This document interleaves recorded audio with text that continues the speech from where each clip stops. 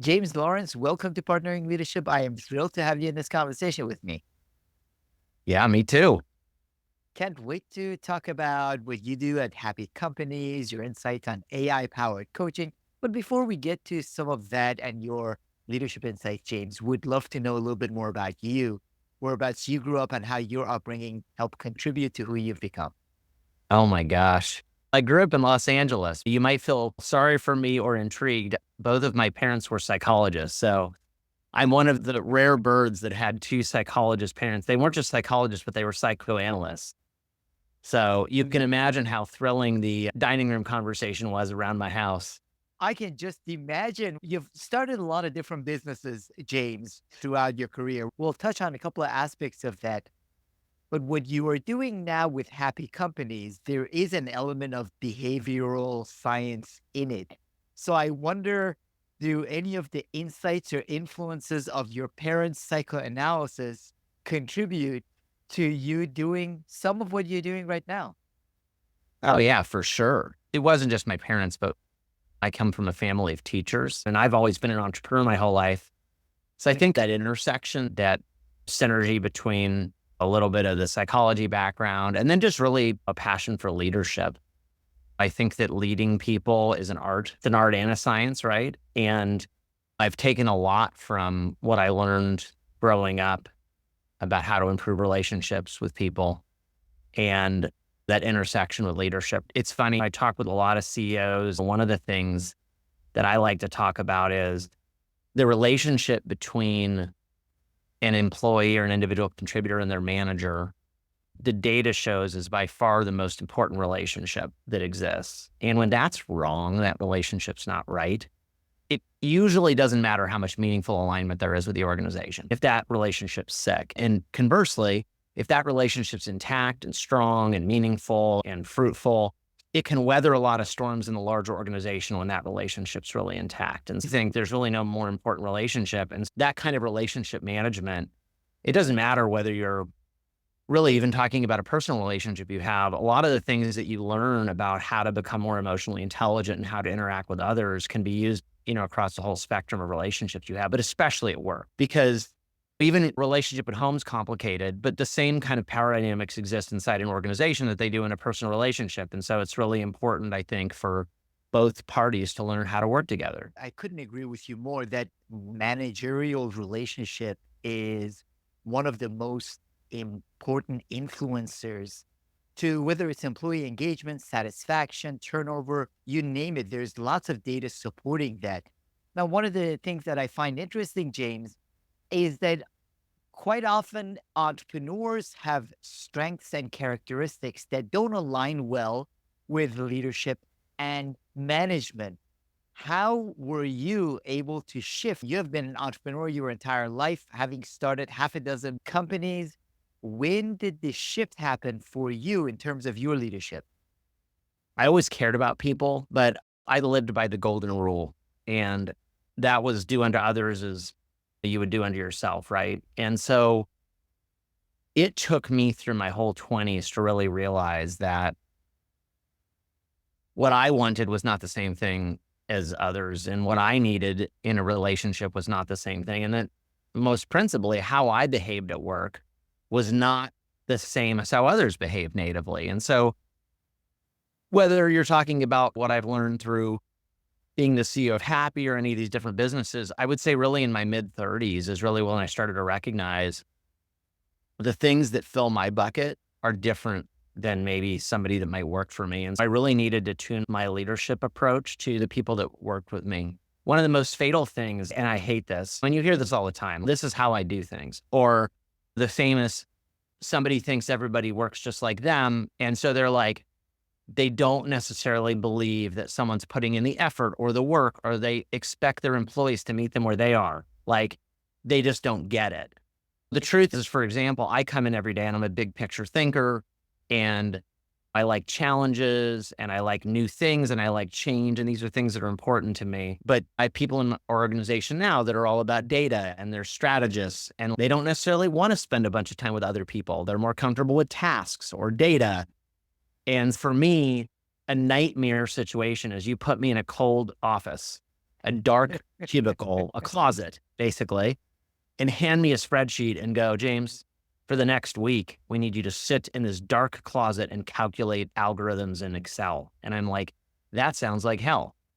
And my co-founder, Megan, would be like, I get to be by myself with a computer and a spreadsheet, done, heaven. And I'm like, what the heck? But she's not like me. And so the things she wants every day, not that she can't interact interpersonally, but like she wants different things than I do. And I didn't really fully appreciate that in my 20s and 30s. And some people naturally do, but I didn't get it. I continue both having that challenge myself, James, and seeing a lot of my clients have the same challenge as well. On some level, they get it. Someone might like to be by themselves or might be more of a numbers person or process information differently. But oftentimes we assume people want the same things we want and some of their drivers are the same. How do you then guide clients, work with organizations, work with managers to change not their understanding of that, but their behaviors as a result of that understanding? I think there's two parts to that. Is obviously a technology solution, but I want to answer that from the frame of an individual, whether you're a C-level executive, you're a mid-level employee, or an individual contributor. I think it starts by recognizing how can I get better, both for myself and my organization? And am I highly motivated to get better? Ideally, what I would like to see is an organization impute into the team that getting better is an organizational objective, and that starts with me. And I think that starts with the leadership. If the leadership is committed to understanding people better and their people all the way down to the individual contributor goes, wow, my manager, my leader, my CEO is really interested in how they can work better with me. I'm going to reciprocate and I'm going to spend time learning my manager, my leader, my CEO, my COO, whoever, depending on how big the organization is. And so I think it starts with what I like to call your organizational DNA. Frankly, do you care about your people? I know that sounds like maybe that's too aspirational, but a lot of organizations every day wake up in the morning and their CEO is like, people are disposable, and they won't use these words, but in essence, people are a hassle and they care about the numbers. Like I care about my business performance, my P&L. I don't have time for people. Like people are a necessary evil. And that works maybe for a while, but it doesn't work for very long, in my opinion. Like it doesn't create sustained organizational health. So I gave you a sideways answer, but I think it really comes down to, is the leadership team interested in thinking of their people as an actual organizational resource, part of their competitive advantage? And then how much are they going to invest in their people? I'm not talking about money. I'm talking about just time, right? Do we care about investing in our team, or do we look at them largely as just another resource that needs to be harnessed like everything else? And I think that a lot of organizations, I wish they would just come out and say, all we care about is our sales numbers. Like, guys, that's our pure focus. Like we are all about sales. We don't care about anything else this year. And it's funny, I've told CEOs that and they go, that would land poorly. I'm like, actually, they already know that. So they would actually go, okay, God, thank gosh she just said that, because we all know that nobody gives an S about anything other than the numbers, because that's what we see by every decision that's being made. So you're better off going, we're going to think about our people next year, but this year we need to hit our numbers. And everybody will be like, thank God someone just admitted that. I find many of us have learned the language to use with respect to the importance of people, value of a growth mindset, you name it. But it's through the actions and where the priorities really lie that people find out what is most important to us, what we value. So I couldn't agree with you more on that. So part of it is leadership is example, and you're saying that the example that the leadership sets through their behaviors, through wanting to understand the motivators of their people makes a difference. Now, Happy is an AI powered coaching platform. What role does Happy play in this process? I think part of this is just describing a little bit about what's the purpose behind Happy, and how the tech works is maybe secondary. The first part is just this overarching idea that in most organizations, coaching, consulting, a lot of what we traditionally focus on is getting the executive and leadership team better. And there's very little that's traditionally invested in the individual contributor or the mid-levels of the organization because frankly, for the most part, most organizations are not going to spend hundreds of dollars an hour investing in maybe like a first-time manager or an individual contributor or an assistant or a coordinator or any of that level of employee. And so the concept behind Happy is relatively simple, which is how we democratize coaching across the organization and how do we provide resources and supported insights to help individual contributors, first-time managers that maybe don't know how to build the manager-employee relationship. Because frankly, like I said, most of the high-end coaching is going to the leadership team or the senior manager. And so that's the premise behind. And so Happy provides insights, nudges, coaching, and resources, and really manager development for the entire organization. And so that was like the problem we were trying to solve. And it's a new concept in some ways because nobody wakes up in the morning and says, we need to coach the entire organization. How does your approach at Happy take advantage of generative AI, but also some of the structure that might be of benefit to an organization?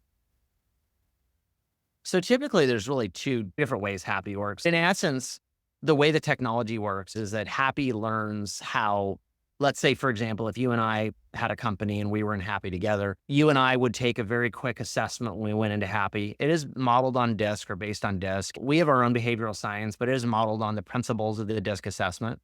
So Happy learns how you like to work and communicate. And it learns how I like to work and communicate. And imagine we had 100 employees, and so everybody was in the platform. And so Happy would understand your work style and would understand quite a bit about you.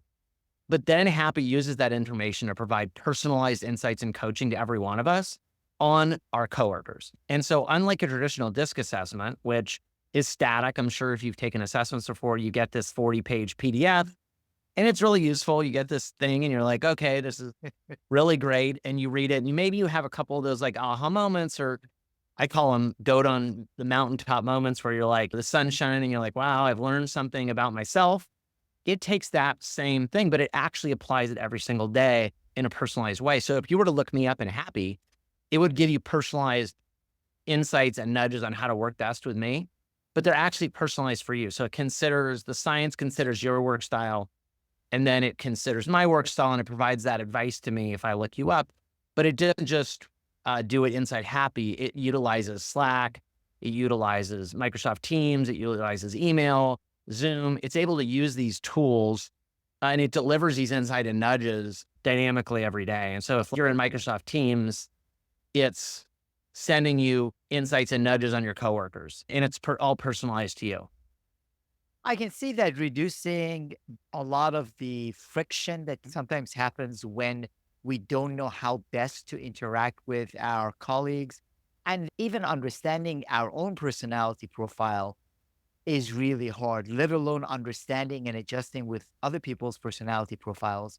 The one challenge that I see, James, and I wonder how you tackle this, is most of the organizations that I deal with, they have so many different systems, tools. There is an overwhelm with that as well.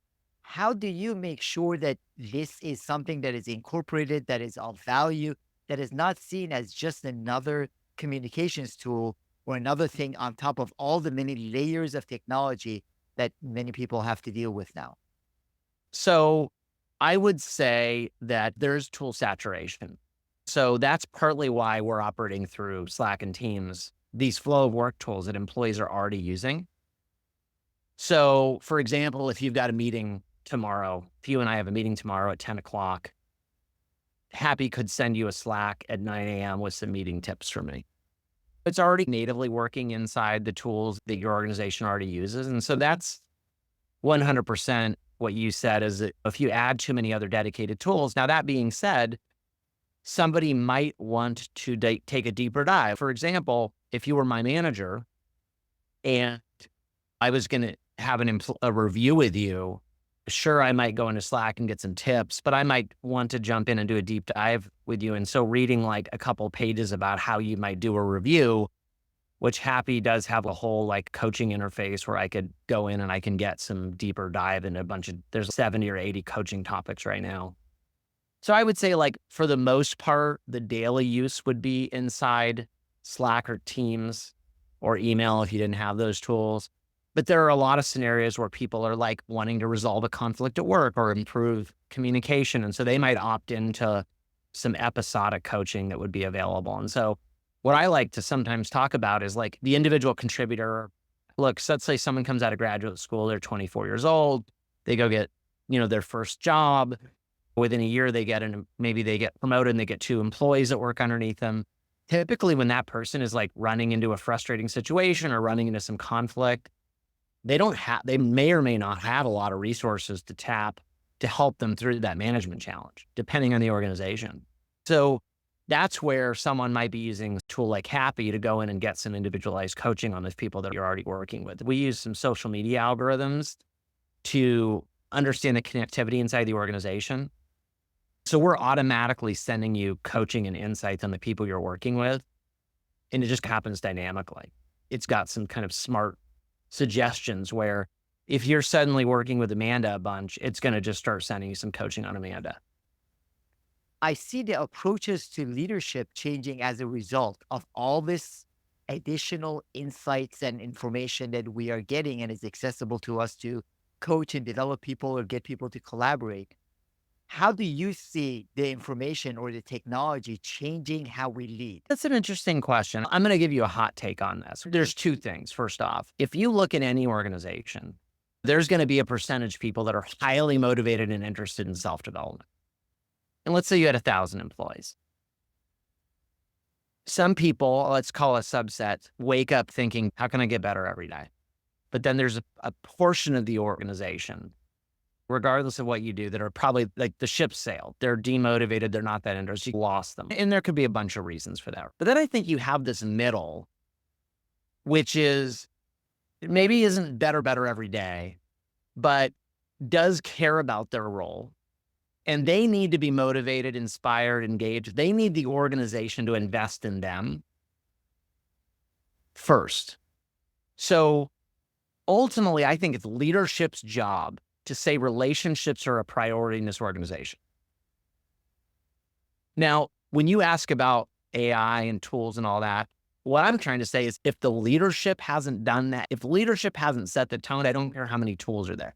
If you don't like lox and bagels, it doesn't matter. This is amazing. I'm going to bring in a platter of the best lox ever. And you're like, I don't even like lox. I don't even care. So I don't care what that tool set is if the organization doesn't care, if the leadership hasn't prioritized people relationships. And so it's if the tools come along and the people in the organization, starting with the leadership, go, wow, people are really important to us, getting our people better. We invest in our people. Here's some tools that we as an organization can use to do this. Then the organization's like gobbling up those tools, right? If the leadership team or the CEO or just the ethos of the organization, the organizational culture doesn't prioritize and invest in people, that to me, the tools don't matter. And so I realized I answered your question with something completely different than maybe what you were expecting, but it all starts with the intent of the organization. Now, if the organization has led by example, cares about people relationships, invests in their people, cares about improving their organizational culture, cares about their one-on-one manager relationships, and then you bring in some really useful tools, and Happy could be one of them, but there could be others. Then I think the organization stands up and takes notice and says, wow, this company is talking about it and they're walking the talk, like they're investing in their people. They're actually doing what they said they were going to do. So they're setting the tone and then they're providing tools to do it. And so do I think the tools can help? Sure. But I think the foundation's got to be there before the tools come in. I love the way you framed that, James, and I appreciate it most especially since you do have a tool that you provide. But part of what I'm hearing from you is that if that leadership example and that culture isn't there, regardless of how effective the tool is, it is not going to serve your needs. The right tool serves the needs when the example, when the right culture is there in the organization. And couldn't agree with you more. I also love the framing that you mentioned. There are some people, whether it's with respect to development or other aspects, experimentation, there are some gung ho, learn it alls out there doing it for themselves. There are some people that you have to bring on dragging and kicking. They never want to take on challenges. They're happy with the quote unquote 9 to 5 approach. But part of the potential is with that middle group who are willing to be coached, to learn, to grow. But a lot of times they aren't given the opportunities to in organizations. Yeah, for sure. I think the key in what you just said is when there's meaningful alignment with anybody, any employee, whether that's the quality of the work or the organization, and you really care and you feel cared for, you're much more apt to want to get better. When we built Happy, it was like, let's just look at what the best coaches do. And so the best coaches listen and then they adapt their advice based on context, the situation, who you are, who the other person is. If I'm coaching you and you go, I'm having a huge problem with my executive assistant, I'm going to go tell me about your executive assistant.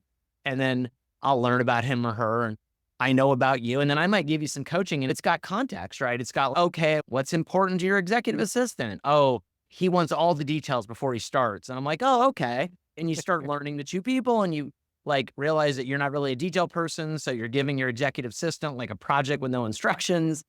And then it's, okay, what does your executive assistant need from you? And then it's, that's what a good coach does. And then they'll say, have you ever considered like maybe giving them more information, or have you ever tried that? So that would be how a bird flies, right? And then like, how does a great coach work? That's how what Happy is really using technology to do is it's not a bunch of smoke and mirrors. It's just, what does a good coach do? A good coach applies context. Good coach knows who you are, knows who the other person is, gives you good advice. Okay. Happy knows who you are, learns what the other person gives you some advice that's personalized, right? We just really learned from how good humans interact and then figured out like, how do we take that approach and just personalize it using some behavioral science and technologies. It is the democratization to a certain extent of that coaching, whether it's Khan Academy or other educational AI tools. It is not going to replace the individualized teaching or coaching and those opportunities, but it will democratize and it is democratizing it for the masses, for lots of people to be able to access, which is wonderful. Now, one of the other elements that is important in organizations, and I know you're a big believer of, is that you need to have the right people on the bus and the right people in the right seats on the bus. What is your thinking with respect to how leaders can approach that when they're looking at their teams and organizations? You're speaking my language. That's literally one of the first things that I preach, which is not everybody should be on the bus. So that's the first thing is I've spent a lot of my career trying to force people to, I don't want to say force people, but to force myself to, oh my gosh, like John, just a random name. John's not happy. And what can I do to get John happy and get the right role for John? And I spend all this like time trying to make it work. And the reality is that John just shouldn't even be on the bus because John loves surfing. And I have a company that makes skateboards. And he doesn't really give two S's about skateboards. He just loves surfing. And he's not really like a salesperson, but he's doing a sales. So I've got him selling a product in a market he doesn't even care about when he really loves, like he would be a better customer service person in like a total another role. And I know these are like fake examples, but I challenge a lot of CEOs, and this obviously has nothing to do with Happy, but there's three things that I go off of. And the first thing is, how motivated is someone? So like I go through three things: highly motivated, highly capable, highly effective. So highly motivated, is there meaningful alignment with that person in the organization? Are they highly motivated? When they walk in every day, are they highly motivated? Some of that could be natural, like how motivated are they just as a human? But are they motivated because they love the subject matter? They love the company, they love what they do. And if the answer is no, like it's a lot easier just to go, hey man, look, this isn't working. We're gonna give you like 3 months to go find another job because you don't love the company. You don't love what we do. You're not a good fit for this. Or maybe you're just not a good fit for the organization because we don't fit the thing that you're looking for, whatever that thing is, right? So I want someone that wants to come and compete every day.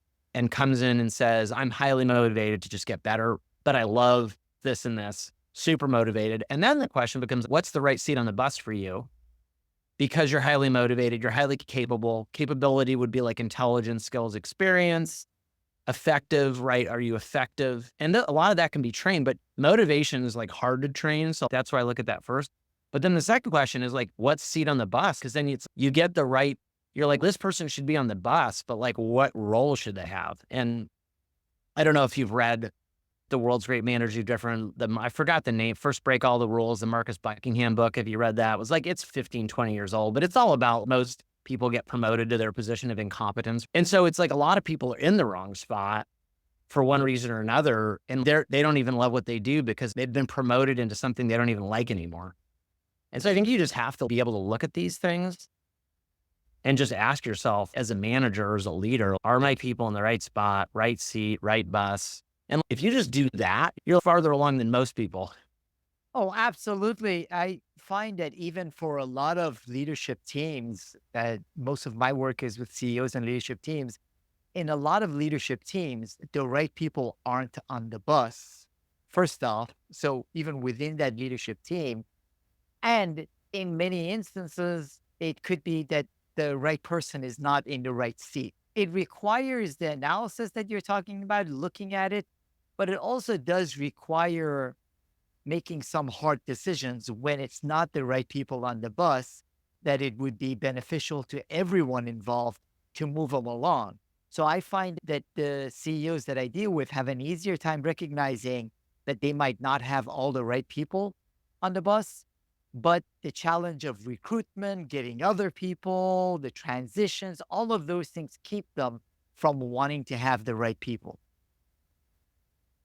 Yeah, for sure. I didn't say it was easy. Look, this is one of those things where I think it's on the leadership, division head, CEO, or whatever. I think you have to also just create permission to say, hey, this is what we're doing. And if this doesn't track for you, you don't have to leave tomorrow, but go find something else that's going to work for you. And even if that takes a couple months, we want you happy. One other challenge that I see, James, as you lead different organizations and work with clients in different industries, is the fact that the average tenure of individuals within organizations is shrinking. And in many instances, the executives, managers, or CEOs are struggling with wanting to keep people around longer because of all the knowledge gained, expertise gained, the time and effort that goes into recruiting. But that cycle is shrinking. What are you seeing, and how can leaders approach a shifting marketplace where people aren't looking to stay in their roles and in the same organization for long periods of time? I get asked that a lot, really about this next generation of employees. They talk about a lack of loyalty, right? I have very mixed feelings about that intellectually. My generation, we sit around and talk about work-life balance, and then we have no work-life balance, right? We're just like, work-life balance is super important. I was at the office till 7 o'clock. I took all my work home. I put my kids to bed and I worked some more. Yeah, I went on vacation, but I brought my laptop. I got mine glued to my cell phone. And then it's CEOs. I can't believe this alpha generation, Gen Z generation, insert name of generation. They want to go surfing in the morning and then come into work. Who are these people? And it's, wait a second. You spent the last 10 years talking about work-life balance. Someone else actually wants it. And you're like, this is a bunch of BS. I think there's a different question, which is if we build a trusted relationship with our people and we count on them to do what's in the business's best interest because we care about them and we say, hey, let's act in Happy's best interest. Let's act in IBM's best interest, but get your work done. But if you want to go surfing in the morning, that's okay. But maybe you can't do that every morning because we got a call at 8 in the morning. We got a call at 7. And so I think part of it is like, how can the organization adapt around being more flexible? I think that's the bigger question is, how do we create an environment that's just more attractive to people? And maybe someone that's 48, what if you went to work for a company? My question to you is, who would you want to work for? Do you really want to work for a company that like you have to work 7 in the morning till 7? Like really, we do it, but is that really what we would want? And I've been really attracted to Netflix and their model for quite some time. And I run another organization other than Happy, and it's got 30 or 40 employees. It's a company a different company I own. And we were like looking at the travel and expense policy, like the teeny policy is like from 10 years ago. And there was like a dress code for going to business meetings that was like, it was like literally like a page long. And it was probably totally appropriate and very detailed and not wrong to have a dress code. And I think we like got rid of the whole dress code and we just put in a line that said, dress like a professional, represent the company properly. And you can come up with all these rules or you can just communicate what you're looking for. And I think that's the difference of what a new generation wants. They want more freedom. They want more autonomy. But then the organization needs to be able to adapt and create an environment around that. And I think it's not for every company. If you're working in a manufacturing job, your shift starts at 8, you probably can't go surfing because you're running a CNC machine. But hopefully organizations can match themselves to the changing needs of the workforce. It is a challenge though, James. Just this past Saturday night was at a friend's house and we were having a friendly debate around this issue. Couple of CEOs and another executive at the table. And one of the challenges is the mindset of understanding that you need to have an environment where people seek to contribute and are willing to contribute. And it's okay, as you said, if they go surfing in the morning. This executive was talking about people walking their dogs and wanting to work hybrid. They go walk their dogs and therefore they're less productive. So, from a mindset's perspective and from a systems perspective, what do you see it takes to make a hybrid, flexible work environment work for the organization? I've got an interesting take on this. The first thing is that I think that every CEO has a different perspective on what works best for the organization. And then every CEO or every leadership team has different data. Here's my thing. I actually prefer in-person work myself, but here's my perspective. My perspective is every organization gets to choose how they want to set up their work environment, in-person, hybrid, remote.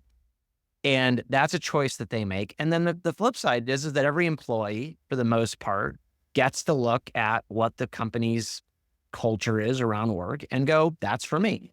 I find there's a lot of people that prefer in-person work. There's some people that prefer remote work, but there's a lot of people that like, hey, I actually working together, or I like hybrid, right? And so the first thing is the organization should be able to articulate its philosophy in a consistent way. And then employees should be able to decide, do I want to participate in that organizational culture? I think what with Amazon is they changed. And that's what caused a lot of the issue is like employees felt like a bait and switch. Like I came in as a remote employee, now I'm being asked to come into the office. And that change management is hard. But if you take away the change management, I think that it's perfectly acceptable for an organization to say, hey, we work in person or we primarily work in person. I think you're going to lose some employees from that because I think some employees prefer hybrid work.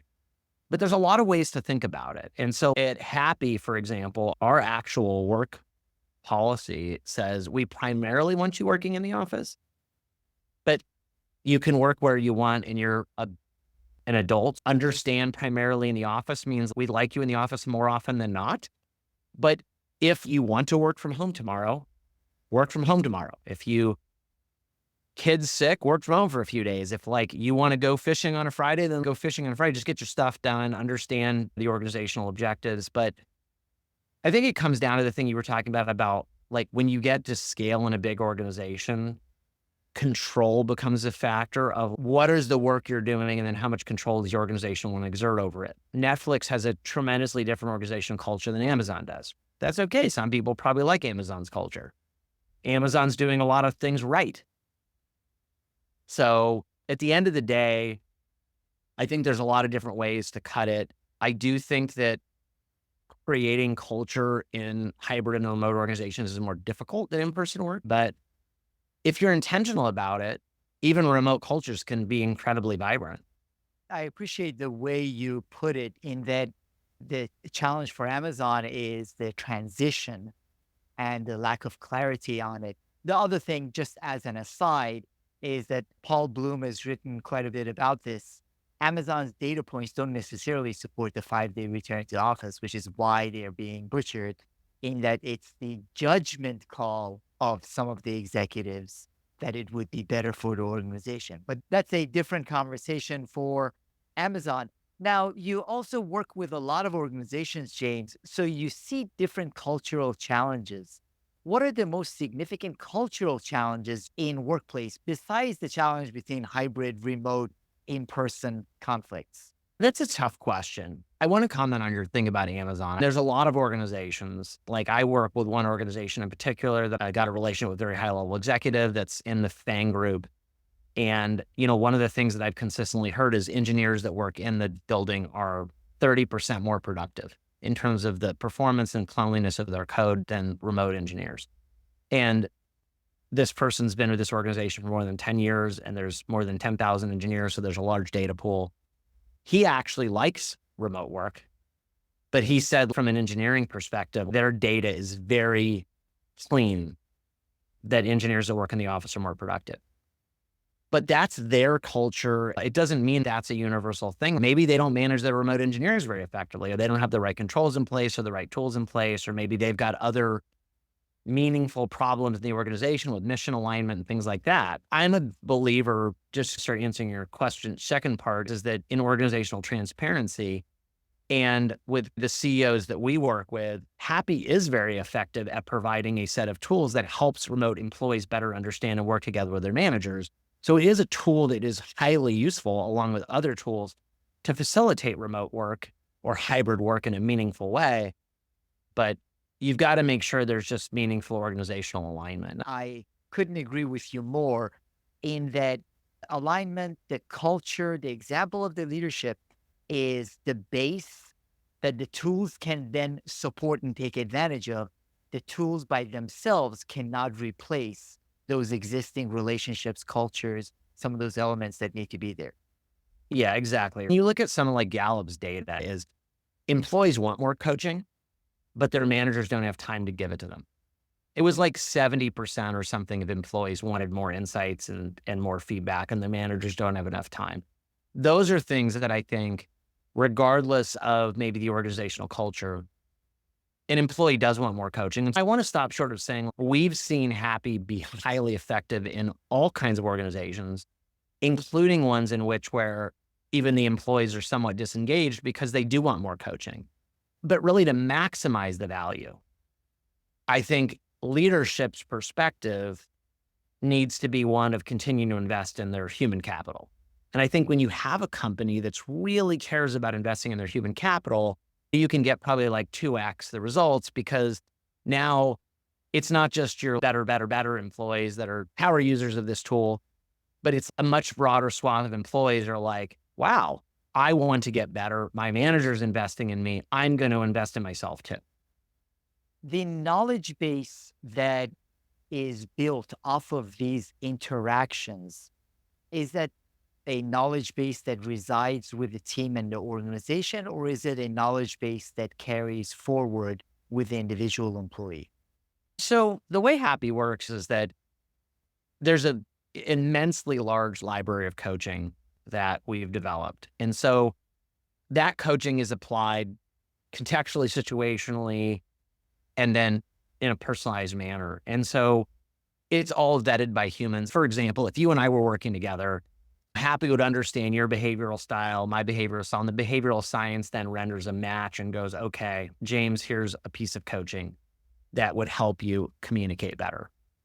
Let's say you were we call a strategist, but someone that likes to focus on data and is more of an analyst, and I'm more of a people person. The advice and coaching that we would get, I'd love to tell you that you're a special snowflake, you're one in a million. But the reality is humans do follow generally predictable behavior patterns. And there might be 500 variants of coaching, but there's not a million. And so it doesn't have to adapt to every single person. It would just go into the science and go, oh, okay, James, you're this, and Laura is this. And so James, here's the advice on how to work better with Laura. And it's 95% accurate. For the most part, humans are predictable once we understand them. Now, both in your various businesses and in working with clients, are there any go-to references, James? There are so many great books out there. There are a lot of books that I'm really passionate about. I like the old school books, like How to Win Friends and Influence People by Dale Carnegie or The 7 Habits of Effective People. What I like to tell younger, early stage employees is just being committed to reading is really big. I know we live in a culture where, it's more convenient to watch a YouTube video for 10 minutes or be entertained that way. But like, I think there's a lot of value in being a student, being a good reader. And maybe that's listening to podcasts. There's a lot of fascinating podcasts out there. But I think it's just the intellectual curiosity of getting better. I've got, even today, 48 years old, been a CEO 5 times. I have plenty of flaws. You can ask people that work for me. I am by no means perfect, but I love the idea of coming in every day and saying, I'm going to get better today. You have to own that. I've had a lot of people through my career have said, the company hasn't provided me any tools to improve myself. And I'm like, let me talk to you. You are responsible for yourself. You are responsible for getting better. Like, my son is 12 and he plays tackle football now. And we're going through this whole thing. He doesn't get ready in the morning. We go work out twice a week with a trainer and he's late. Why? Nobody packed my lunch. I don't know where my shoes are. His name is Jordan. I'm like, I love you, son. This is you. You have to own it. You need to get your bag ready. Guess what?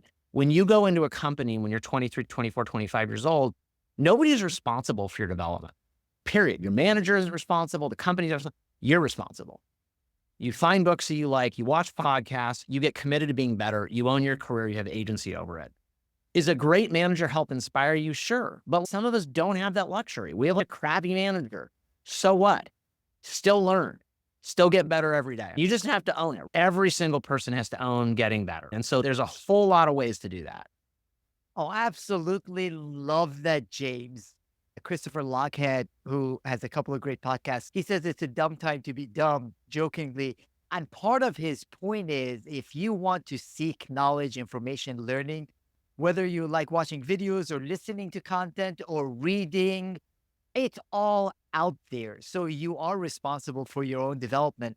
And you also mentioned some of the classics. We might have chatted about it. Actually, I spent more than 20 years of my career with Dale Carnegie. So love his writing. Ryan Holiday talks about the fact that the longer a book has been around, typically the more value there has been in that book. So there is a lot of insights that you can gain from books that have been around for a long time. But I love your main point, which is, yes, we need to set up better systems for our organizations, for managers to do a better job coaching their people. However, the responsibility for that growth and development lies with us. Now, for people to find out more about you, your work, follow Happy Companies, where would you send them to, James? Just happycompanies.com. Nice, easy, and simple. Simple enough. I really appreciate your insights, your approach. Thank you so much for the conversation, James Lawrence. Hey, thank you so much.